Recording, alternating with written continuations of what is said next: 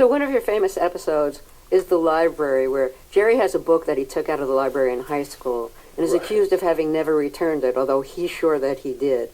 And in the scene I want to play, the librarian investigations officer, in the tone of a hard-boiled police detective, warns Jerry about the gravity of this violation and what the consequences might be for the larger society. And the librarian is played by the late and wonderful actor Philip Baker Hall. You took this book out in 1971. Yes, and I returned it in 1971. Yeah, 71. That was my first year on the job.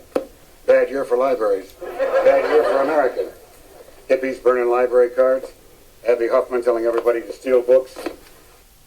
That is still so funny and seems so relevant. It holds up so well. What afterlife has it had? Well, it's my favorite thing. I mean, when I hear it, sitting here listening to it, I had a big grin on my face. It's like it's joyous in some weird way, you know, and it also kind of illustrates why Seinfeld was different than most other shows, because the influence of that particular scene really comes from a non-comedic source, Dragnet. And I loved Dragnet, and I loved how funny Dragnet was because the rhythms they created were so unique.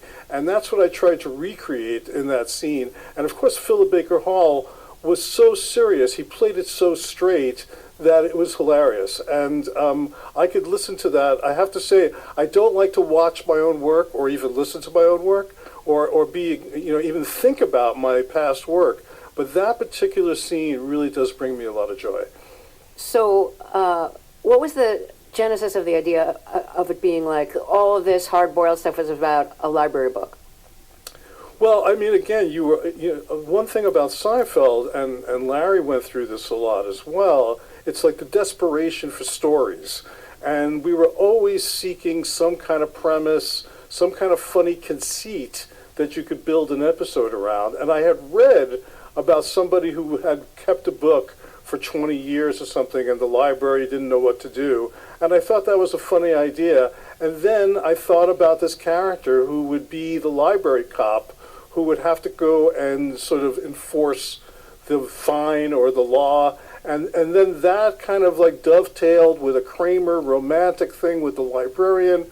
All those things sort of started to weave together rather organically, and an episode sort of emerged from it. So it was very lucky that those elements sort of came together.